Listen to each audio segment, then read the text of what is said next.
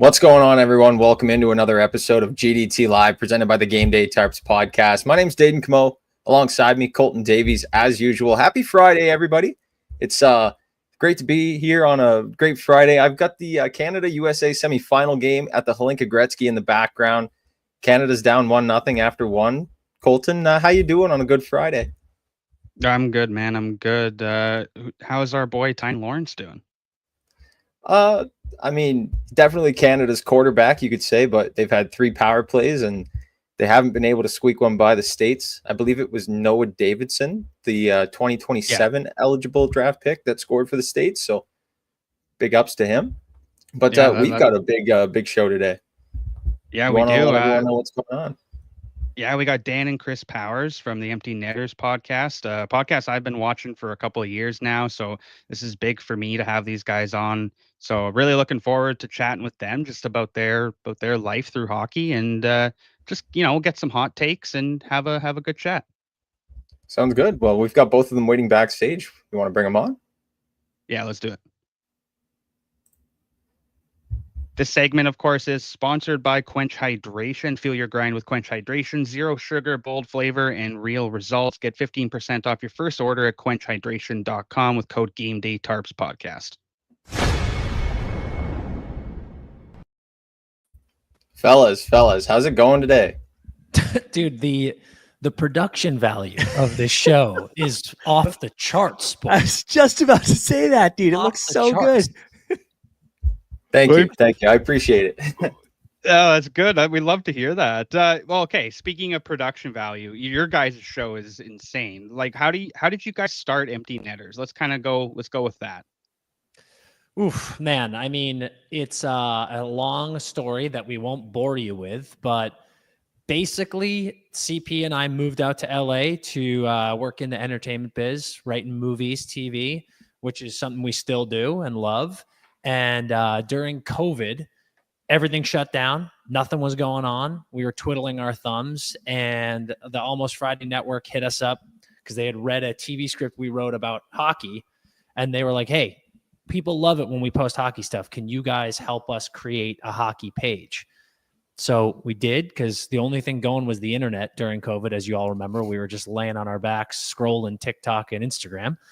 And we started the Empty Netters Instagram page. And then shortly after that, they heard us talking with each other like lunatics about hockey and having a autistic photographic memory with stats and players and all that nonsense. And they were like, you guys need a podcast. And we were pretty hesitant at first, but then next thing you know, here we are, and boys are hopping on. We're having a blast, snapping it around. And I think that's the reason we keep doing it and we have a blast is we don't take ourselves too seriously. Like Colt, you listen to the podcast, we're clowns on there. And like, that's what we're trying to bring to the game is I feel like these days, too many of the shows, too many of the analysts are so buttoned up and it's all about numbers and analysis. And we're like, how about we just chat like we're sitting on the couch with our buddies? And it's apparently some people like it. So that's great. I remember when we first started. And by the way, I have an Instagram personal, but it's like a total burner, Yeah, I just, dude, he's a creep, dude. Yeah. He's just a creep sitting there, just not looking at stuff. No one knows who he is. Doesn't even have a profile photo. No pic. So it's like I wasn't really on social that much, and like Dan wasn't like obsessed with it, but he had an Instagram. So when Netters started and it was just the page, it was really funny for me going through what you all have done decades ago of like getting dopamine hits from likes and comment. I was like, whoa, dude, you post stuff and people say things. And Dan was like, I remember that one of the first posts, because we were feeling out the page at the beginning, and we posted like chirps or something, funny chirps. I can't even remember. And some dude commented, I should go find this. Some dude commented like, great, here we go. Another, idiot junior hockey wannabe page. Like, these guys suck. And I was like, oh no, Dan, like this guy hates us. And he was like, dude, grow up. It's the internet. No, that is going to happen. It's fine. And then a couple weeks later, we posted something else. And that same guy commented, you know what? This page has really come around. And I was like, yes, we got him. So yeah, it was a roller coaster to start, man, but it's so much fun. Definitely. It seems like it's kind of all over the place sometimes. I don't. Oh, right. No, I yeah, heard no, you, yeah.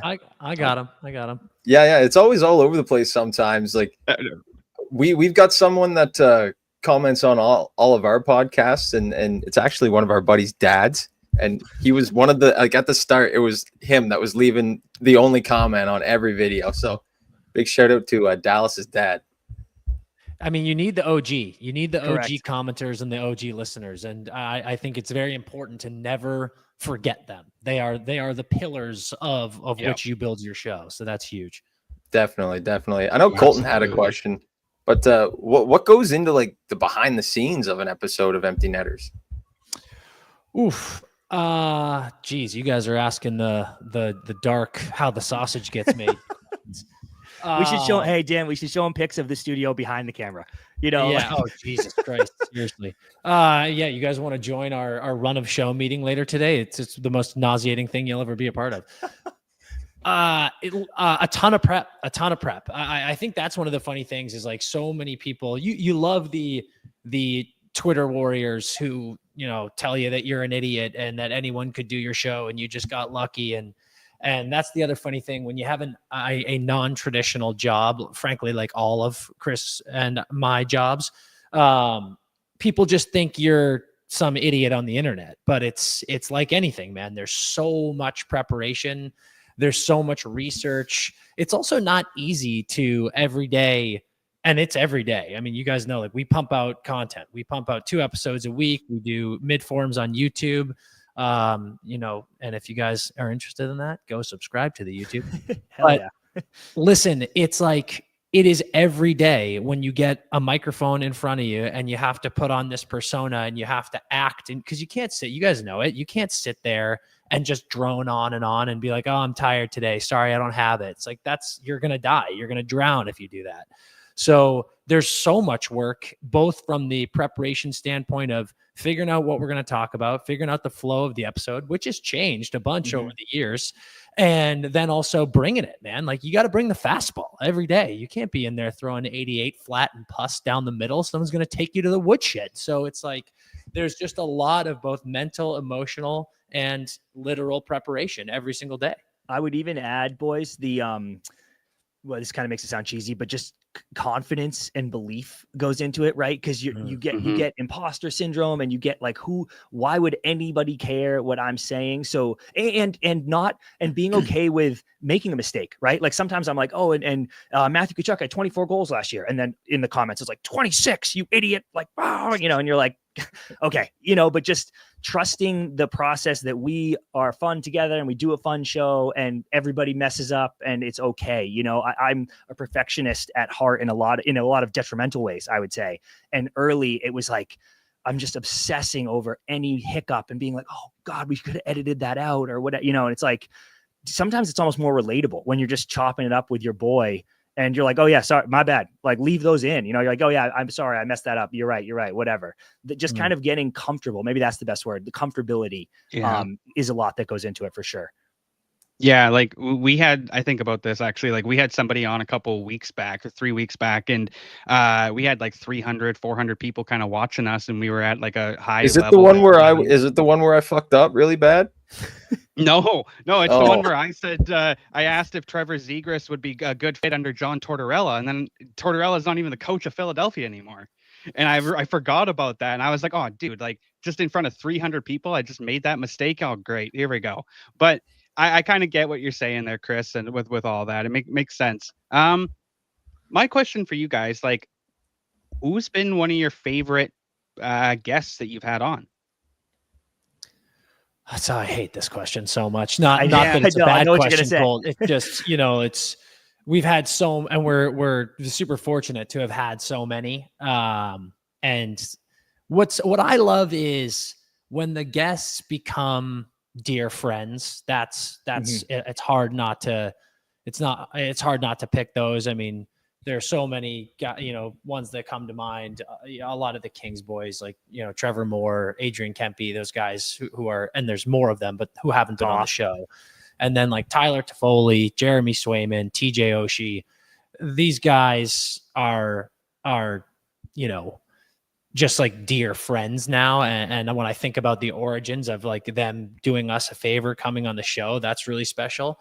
I always love the retired guys or the media guys, the outskirts guys. When Pierre Maguire came on, Yeah, wow, good one. Him just telling stories. I could have sat there and listened for 10 hours about all of the war stories from like the 90s and everything that he was doing. That was so cool.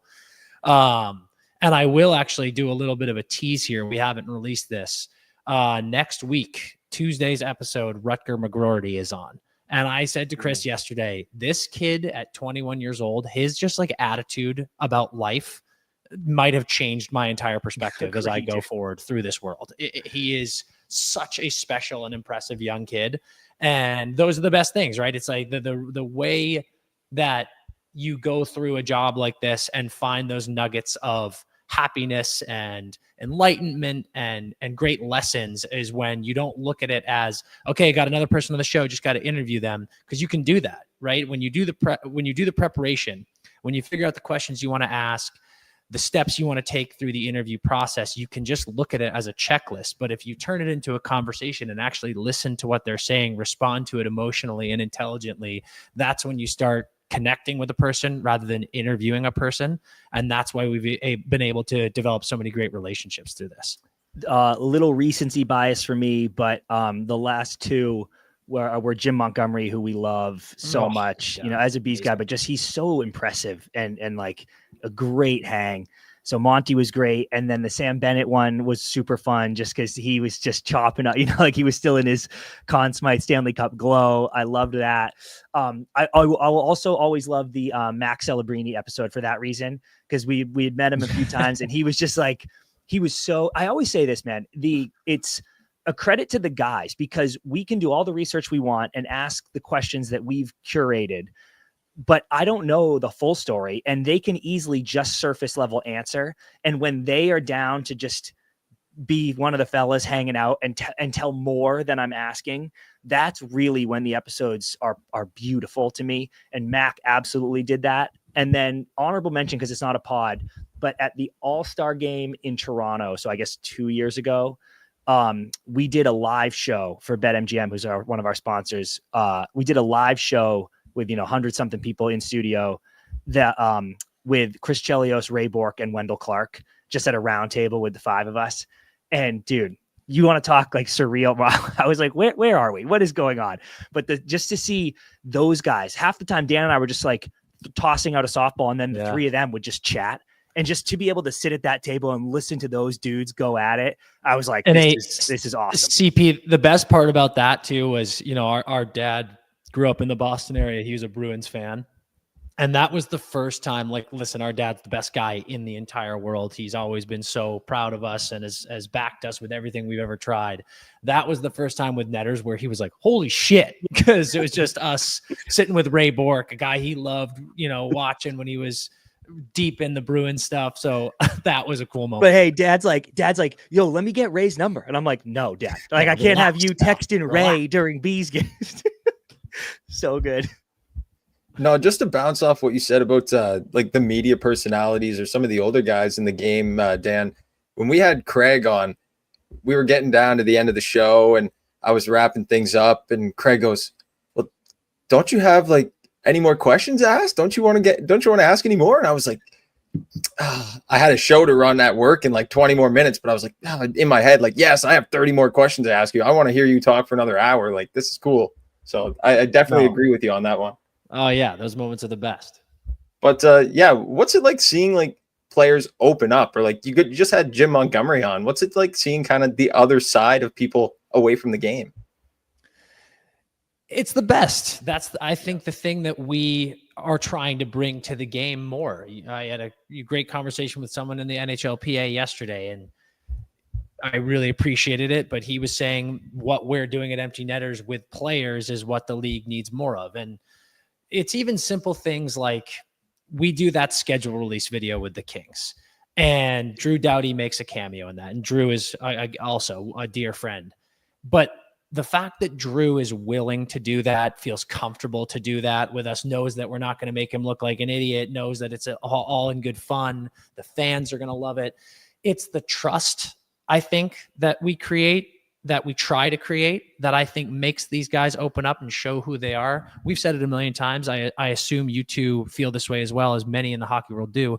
Hockey guys are the best guys. Hockey girls are the best girls. Hockey is the greatest community ever.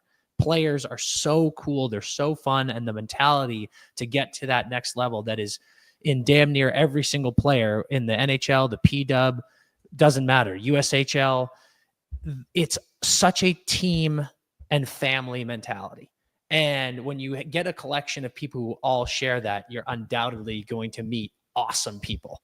And we just try to approach every interaction, every interview by telling them, we're your buddies. We're not media. We're not interviewing you. This is not a live show. Whenever they come on, it's shooting the shit, having fun, talking a little bit about hockey, but a ton about stuff that you love, who you are, what makes you you. And that, I think, is the side that people who like our show have said, damn, this is what sets you apart. This is why I love this show. And to answer your question, for us seeing it, there's definitely a moment of when you get someone, that we haven't met before, because that happens a lot. We get people that we've never really talked to, and they're like, yeah, I'll come on the show. And you see that very stereotypical hockey player PR answer on the first couple questions. And then when we get something that breaks them, we make a reference to their hometown, their favorite pizza shop or something. And you see them go, whoa, and like lean back or kind of raise their eyebrows. We do have a little moment of victory of kind of saying, got them. They're open. Like the door's open now. And I love that. That's the best. I have the same answer. The caring enough to care about them as a person, right? I think that is like the pillar that our entire show is the rock that our show is built on. Is I want them to come on and go, oh, you didn't just like Wikipedia me, whatever. It's like I swear, dude, that opens that makes them more willing to give me more, because they're like, you know what, dude, you dug through stuff and found out my favorite pizza shop. So now, like, I will tell you the funny story that the boys did in the locker room after the cup. And I'm like, thank you. Like it's I've seen it. So I swear, dude, go back and watch almost every single interview. I guarantee you over 95% of the time, out of their mouth in the recording, they say something like, how do you know that? Or I can't believe you found that, there's always that moment. And I think it's not only does it make us happy, but also it goes a long way into making it a good interview. Yeah, absolutely. And that's something I love about your guys' interviews, and what you guys are able to do is exactly that. You're able to crack open these players and make them not give the stereotypical hockey answer, right? Let's kind of switch things up a little bit and talk like who were your guys' favorite players growing up? Nick Lidstrom for me. Our dad made us Bruins fans growing up. So absolutely, Ray Bourque was the guy. That was the first person that when we started watching hockey, he was ripping it with the Bruins.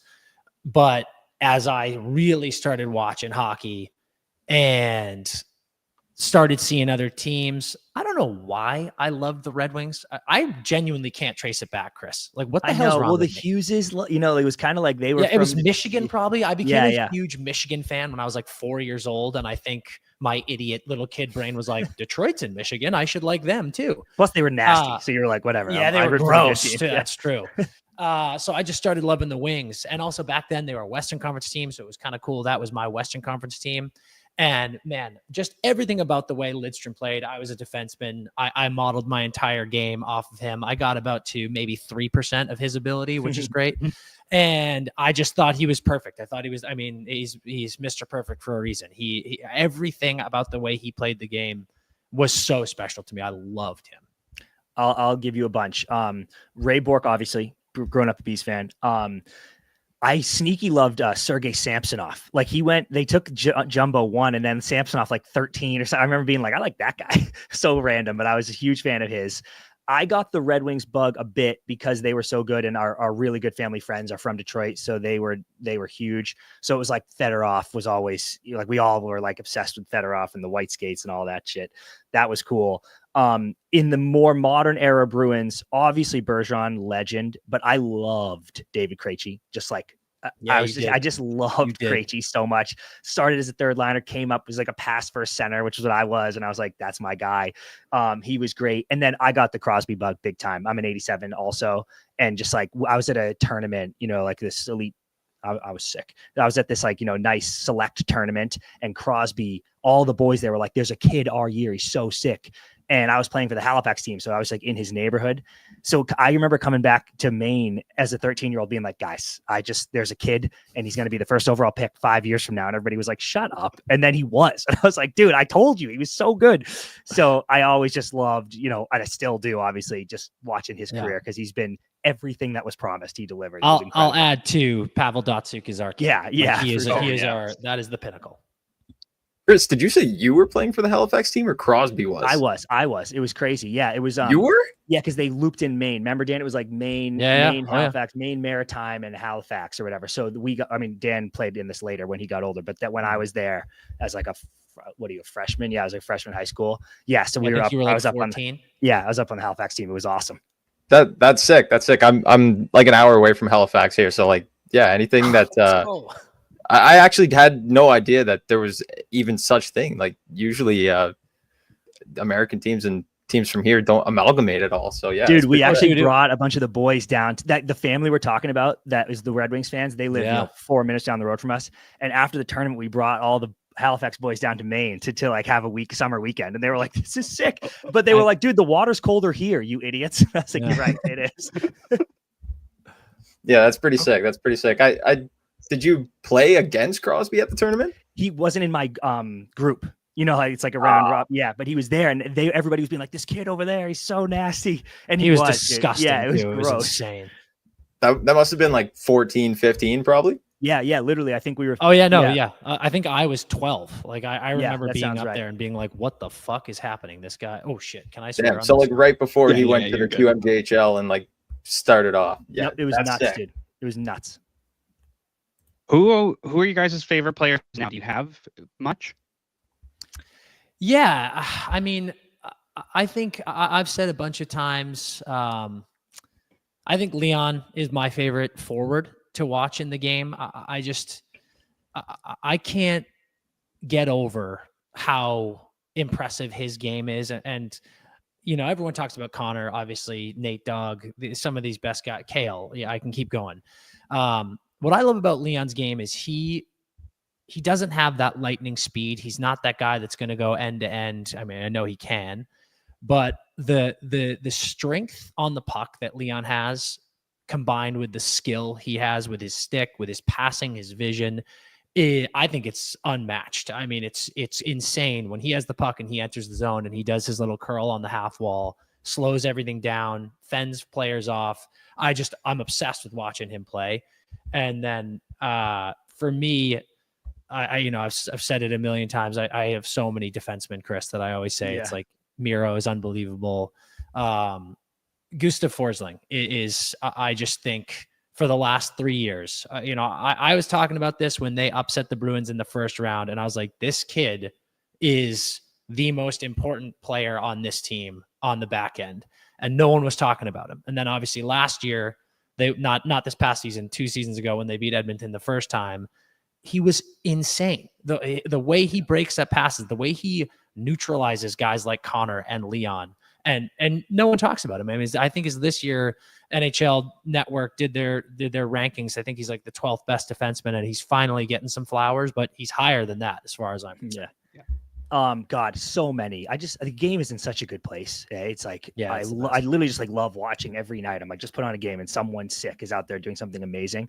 But I'll answer with 2 Americans because it's also been awesome watching the American team get so good and competitive. Jack Eichel, I think is, oh my God, like one of, obviously everyone knows he's disgusting, but I swear he's still slept on. Like he is, if I'm starting a team right now, there are a small number of people that I would take before him. Love watching him play, just skate, dude. Like he takes 3 strides. He's through the whole neutral zone, uses his body, almost like welcomes contact, rolls off people. Just a joy to watch. And then kind of a dark horse answer, but I love Kyle Connor. I think he's like a 60 goal guy and it's coming. Like he's had some injury issue, but I'm like, Future God. Detroit Red Wing. Yeah. But dude, I've been obsessed with him since he got in the league, since college. But I'm the biggest. I've never met him. Not particularly a Jets fan or anything, but I am like Kyle. I'm in the Kyle Connor fan club, man. I love him. Jumping off of that, the Jack Eichel statement there, I just remember when I was going down to Vermont to play a team from Burlington in Jay Peak, and every single player on that team, this was like the year that McDavid and Eichel were going in the draft, and Daeden coming with a Jay Peak reference. I was not ready for that. Hell yeah. Oh, the Ice House? The Ice House? First time I ever drank in my life was at Jay Peak. That was hell of a night. That's a fun story. The whole Burlington team, I shit you not. The hair, they had like the shaved on the sides, the little like curly on the top, like just like Jack Eichel would. They all looked like Jack Eichel. It was like 20 Jack Eichels walking around this Jay Peak resort. I was like, what is this? They're all Buffalo fans. So funny. God damn it, Jack. Probably, yeah. That's so good. Who do you figure is the most underrated player in the league? Ooh, good one. Jesus. Forsing's not a bad answer, eh, Dan? Yeah. No, not anymore. I don't think true. anymore. Like he definitely would have been my answer. I mean, if we're gonna stick on Florida, Anton Lundell, he is so absurdly instrumental to that team. My answer with underrated is always going to be the guys that are doing the gritty stuff that you don't look at, Mm-hmm. You don't really see. And it's those guys, right? It's the third liners who are getting you a good amount of points, but you're not going to be one of the stars of the week, but you are lining up against another team's first line and you're eliminating them from the game. It's like, those are the guys that I am always just so blown away by. One that I will say, and there's a very specific city who he plays for that is going to say we don't underrate him, obviously, is Nick Suzuki. I think Nick Suzuki is a certified all-star, and I don't think he gets that respect anywhere but Montreal. So I mean, that kid is disgusting. And I think a lot of people would say like, yeah, he's probably like a second first line center. And I'm like, wrong. He is a top 10 center in the league, possibly. I'll give two that just come to mind. One isn't necessarily underrated, but I just think he gets so much unnecessary heat, is John Tavares. I think John Tavares is so good still. And everybody's like, he sucks. He's overpaid. He's a nightmare. And I'm like, he's actually wildly productive. There's some stat, if you do like most points since, a few years ago, it's like he's fifth. I'm like, why are we so mad at John Tavares? And then another one, Dan, that I know you'll agree with, you'll be mad you didn't say, I think, and also their city does not, is Dylan Larkin. I think Larks sneaks on to Team USA and they're like, oh, he's on the bubble. He's a fourth line. And then by the end of Four Nations, he's playing second line center. And they're like, wait, is he nasty? I think Larks is a tremendous obviously so skilled, but just a tremendous competitor. One of the guys you're like, I want him on my squad, whatever the squad is. One of the best dudes in the world. Correct. You touched on Four Nations there, Chris. We had Jordan Schmaltz on yesterday. He said it was an amazing time. What was your guys' experience like at the Four Nations? Dude, before you answer, Chris, take this answer. I'm popping off for 2 seconds. I'll be right back. Yeah, dude, it was so much fun. And I'll tell you this, I knew it was going to be a big deal. Like the hype was going to be there and all that stuff. And I've been to the Bell Center a million times because we would pop up there from Maine, like go to Bees games or whatever when they were in town. So I'd been there so many times. But what was that first game? Canada, Sweden, I think. Yeah. Dude, even that game, because we obviously we're lucky enough now to have the passes and everything. So I'm kind of like, I'm walking around the downstairs doing prod prep and some interviews, I think.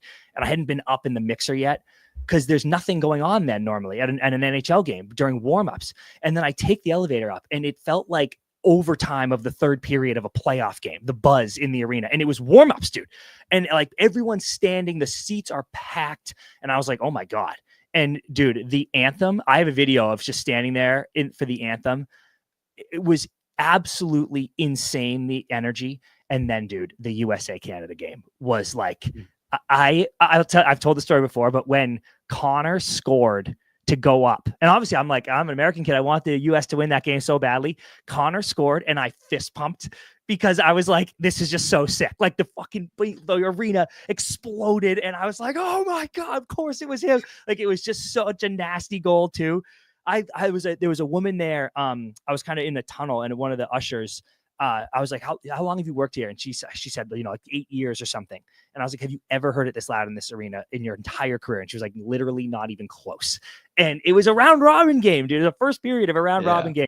But what it did for hockey, I thought was so cool just because I had people who aren't even fans of the sport. Everybody reaching out to me, just being like, I can't look away. It's so amazing. What a moment for the sport. And it showed the importance of international hockey, right? Like it was just such a cool thing.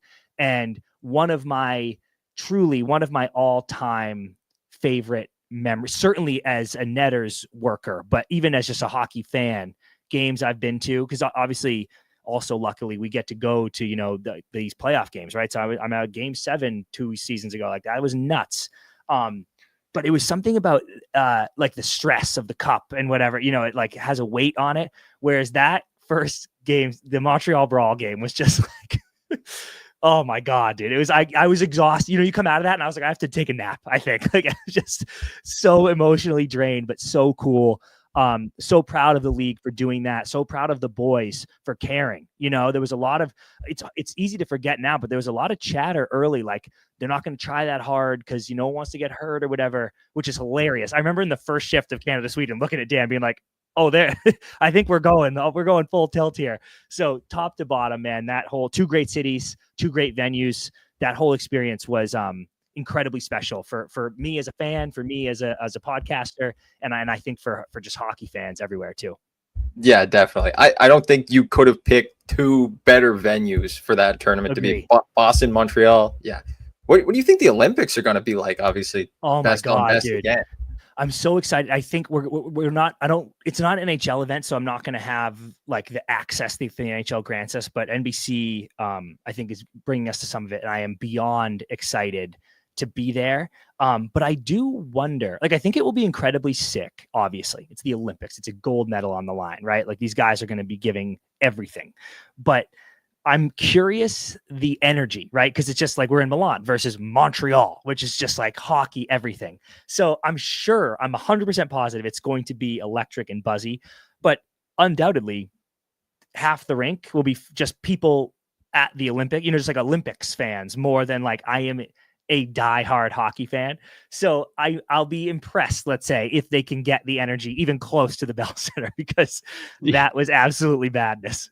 Yeah, and you got to work in like the IIHF rules, so like nobody's dropping gloves. Like penalties are more strict. It is going to be a little tougher, but I still think it's going to be sick. If you get Canada, so awesome. USA in like a semifinal or a gold medal game, God, watch out. I know. And like I said earlier, it's exciting. The Canadian boys, they won. So they were talking shit after. We were in the bars with them after, because I was beaking them all week. And then Dewey's like, you're a clown. I was like, sorry.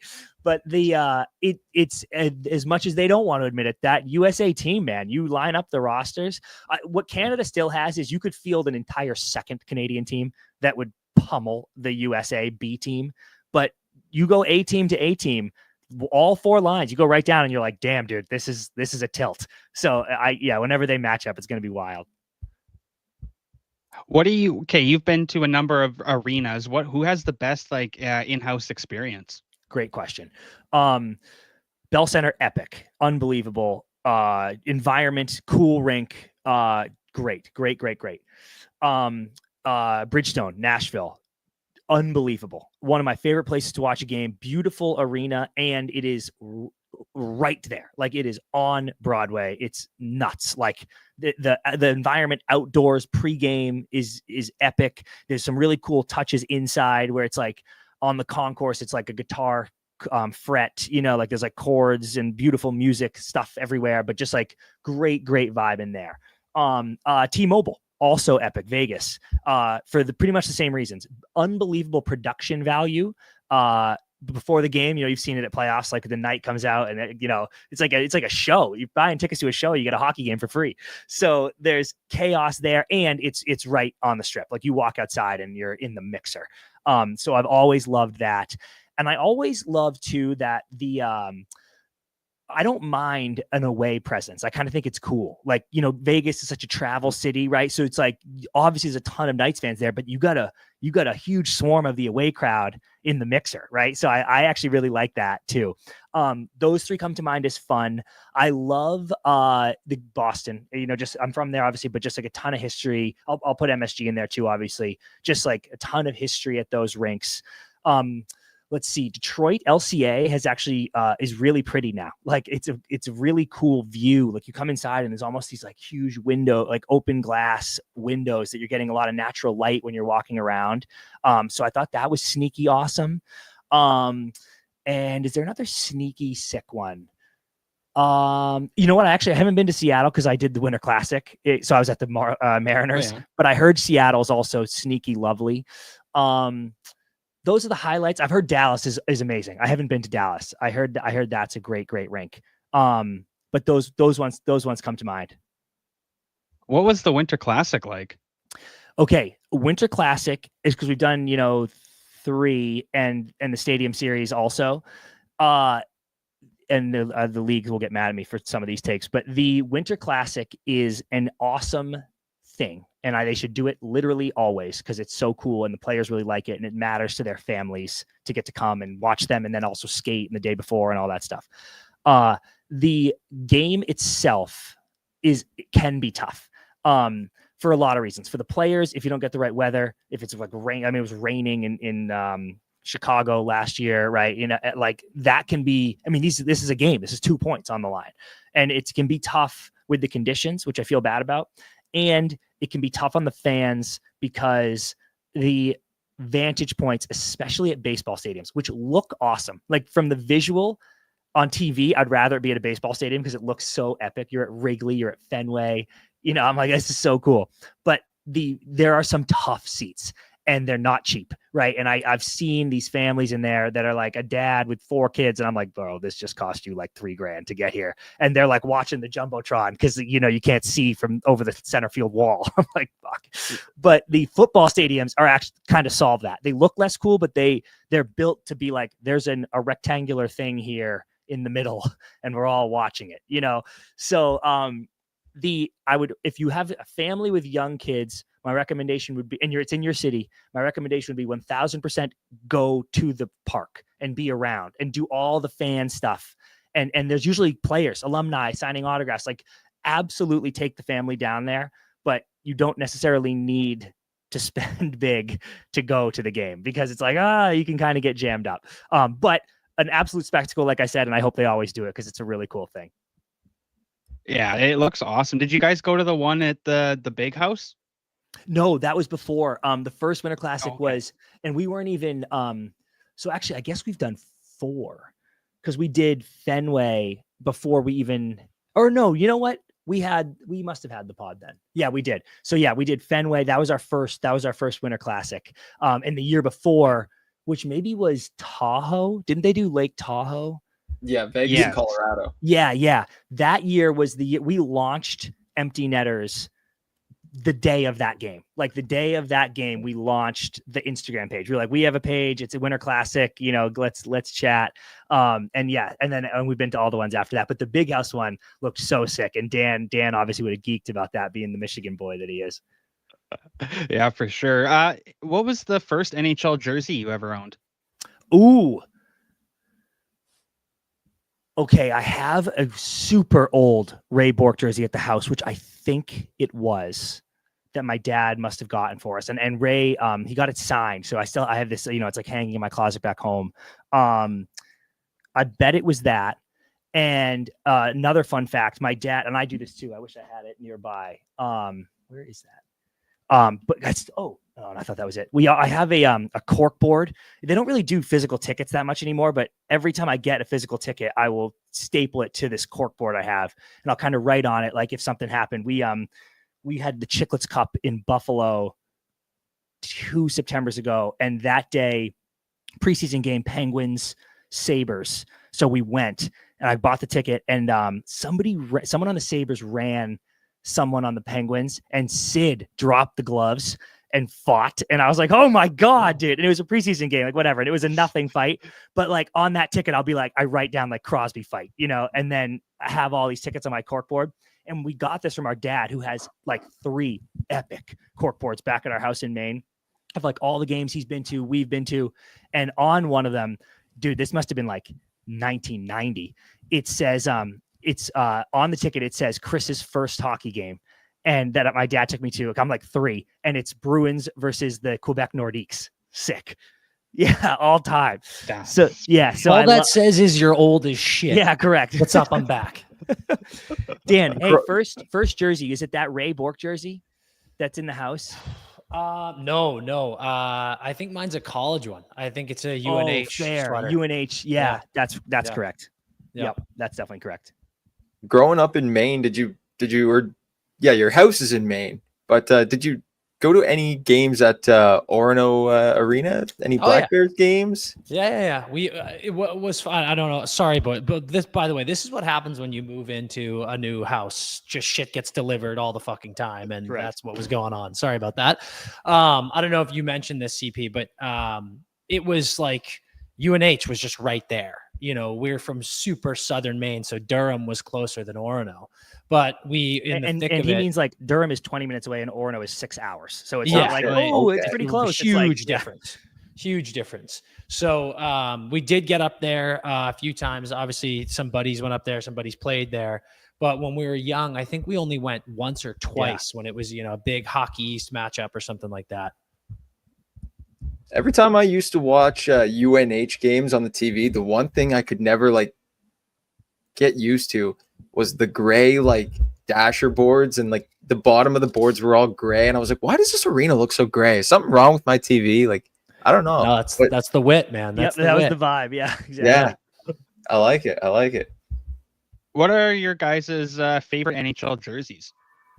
Ooh, I'm a big original 6 guy, so you're hard pressed to get me to hate one of those. Let's not even mention those. Yeah, I think I love all the of Canadians. those. The Canadians jersey is the best sweater in the NHL, and it's if people are going to want to say Blackhawks, they're going to want to say Red Wings, Leafs. It's the Canadians. I think all 6 of those are nasty. But give some other ones, Dan. If we leave the original 6, I got to admit it. I do think I hate it. Because this trash city, I think the Flyers sweaters are pretty elite. It's a crazy orange, but the way they do it is great. I love the nameplate. I like how the nameplate is a different color. It's a great logo. I do dig the Flyers. I will say, but then listen, hometown cooking here. I think the Kings going back to the Chevy is like that jersey, and that whole setup is so gross. I love it. Okay, that's good. I like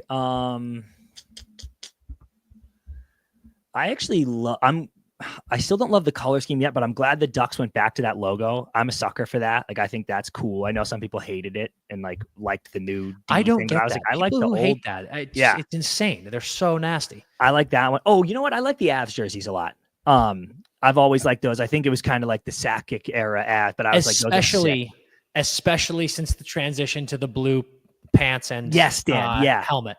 And their third jersey is gas. When they randomly had black pants and helmet, I was like, what are you guys doing? You've got some of the best colors in the world and you just randomly have black pants and helmets. This is crazy. Yep, I like that. Those two come to mind. That's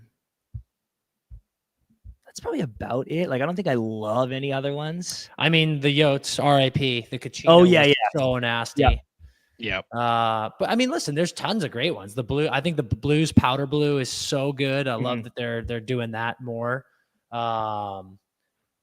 And to give Canada some love, I've always loved the Flame setup. Yeah, dude, it's always great color scheme. Yeah, very cool. I've got one more for you, fellas. Is there a league out there or any team that provides an in-game experience that is top notch, but outside of the NHL? I mean, we're talking any sport. Any sport. In-game experience, buddy. DC just giving me the platform I'm always looking for.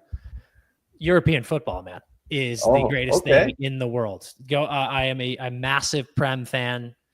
By the way, we've got about 15 minutes till kickoff. Match week 1, Premier League starts today. Let's go. Huge Chelsea fans over here. If you can get yourself anywhere in any of the big leagues in England, in Italy, in Germany, in Spain, and go to one of those games, you will never regret it. But I'm telling you what, right now, I'm telling you, if you can find yourself in London and you can get to a Chelsea match at Stamford Bridge, if you can go up to Manchester, go to Old Trafford, if you can go to Anfield to an Arsenal game, fuck the Gunners, but great stadium. If you can go to Anfield for Liverpool, is what I meant. Sorry. These environments are out of this world. Like, it is the craziest vibe. Everyone is standing and singing the entire match. It's so crazy that you're literally not allowed to drink while you're sitting and watching the game. You have to go back into the concourse at halftime and get a drink and then finish it and then get back out for the second half. It's just such a cool environment. And truly, man, in these places, the entire community comes to a screeching halt before these matches. You go to the pubs before, you pregame, you sing the songs, you get in there, you have a blast. It is unreal. Okay, a few. One, then these are going to be random, but a couple shout outs. One, we did this for the first time this last year. The Minnesota High School State Tournament is fucking sick. Dude, they sell out XL on a fucking Thursday at noon. Like, people have jobs and they're like, wrong. The double A's are playing high school quarterfinals. It is so cool. That was like, I had such a blast. The kids, they got the hair going, very, very cool experience. Sick bars nearby. Amazing. There's a hockey one. I feel like I'm one of the last remaining baseball fans on earth, but just something about a live baseball game at a cool park. Fenway, I'll shout out, but Dodger Stadium, so much fun, Dan. Just the great views. You catch a day game, like, oh man, they do fireworks at night, like very, very cool experience. They make it super fun for you. And then my third, I haven't even been to bucket list. We're trying to go this year because a little guy named Gavin McKenna, if you heard of him, he committed to Penn State, and they're playing at Mullet this year. So I'm dying to get to Mullet, because it's, not too far from us. And I just heard it's such a vibe there. So I really want to do that. Oh, that would be sick. That Penn State game, that would be unreal. My God, dude. There's going to be a zoo in there. I mean, if we're doing college, I got to give Michigan some love. Yost, as well as the Big House, is just like the best environment in the world. Chris, what's the best ballpark in the world, or in the league, I guess? It's, dude, I'm so biased. DC, what it's got to be Fenway with that question? It's obviously got to be Fenway. Get out of here. And Wrigley, though, I will say, because as a longtime shit talker of Wrigley, having never been, I was just banging the Fenway drum so hard. We got to go for Winter Classic, which was amazing. But Dan and I went a couple years ago to a Cubs game, and it is extremely cool. Not only is the park cool, but also that surround Wrigleyville or whatever, the surrounding area. Yeah, very cool. That is actually cooler than Fenway. The perimeter, like, they got these, dude. You can buy tickets to like a rooftop outside of the stadium that you can like watch back in.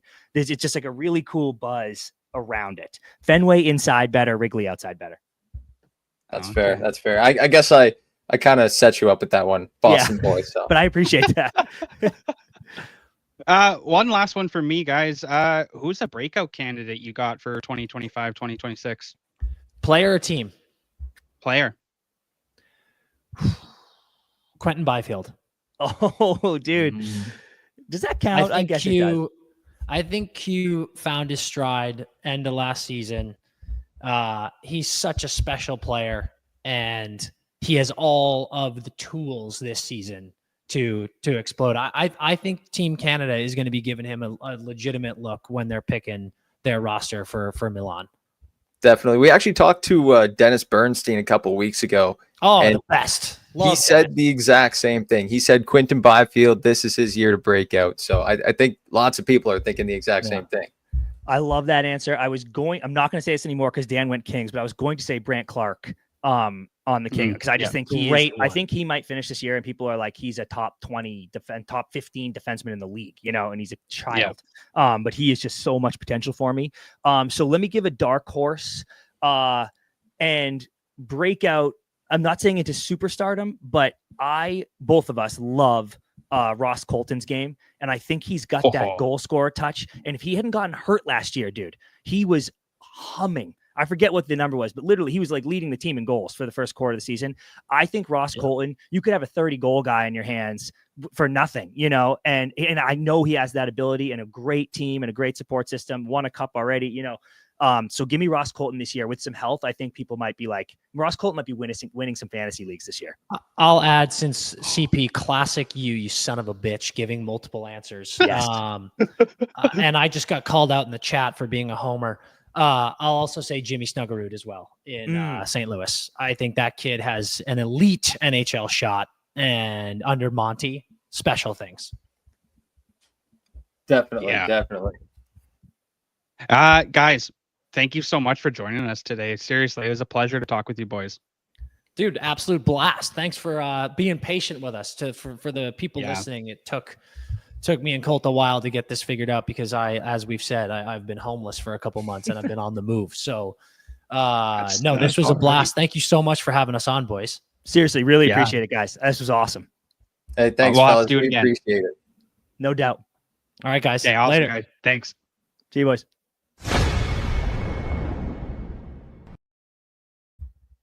Well, Colton, another great episode today. The boys from Empty Netters, lovely one. But something I wanted to touch on before I pointed this way. We had the Canada-USA game going, the Hlinka Gretzky. USA was up 1-0. Canada tied the game. Now USA's up 3-1. It's not looking good. Yeah, yikes. That USA team is good, though. I don't see Willie in the chat, and Chris said, or Dan said, he just got called out for being a homer. But yeah, so it wasn't Willie. It wasn't Willie. No, it was Boost. Oh, Boost. But yeah, Colton, you got anything planned for the weekend? No. No, straight up. No, just gonna relax, man. That's about it. We're like 10 days away now from Blazers training camp opening up, and then I'm pretty much balls to the wall working. So nice. Moosehead's training camp opened up this weekend. Yeah, Jeremiah in the chat. How are you watching the Hlinka Cup? It's on TSN right now, actually. Oh, don't show it. Oh my God. Oh well, don't worry about it. There goes the copyright flag for this episode. Oh, I can't see that. That was awesome having Dan and Chris on. Seriously, what a blast chatting with those guys. That was a much needed interview. I enjoyed that. Definitely some good laughs, some good stories in there as well. But yes. Yeah, I think that does it for this one, Colton, eh? Yeah, keep an eye out on our social media this weekend. We'll probably pump out a couple things for who's going to be on this coming week. But keep an eye out on our social media, and I guess we will see you guys back here on Monday at 11 o'clock Pacific time, 2 o'clock Eastern, right here on GDT Live. What's going on, everyone? Thank you for tuning into another video over here on the Game Day Tarps podcast and the Hockey Podcast Network. We've got so much more where this came from, so smash the like button, subscribe, and don't forget to hit the bell, turn the notifications on so you never miss a beat. For myself and the rest of the guys over at Game Day Tarps, we thank you, and we'll see you next time.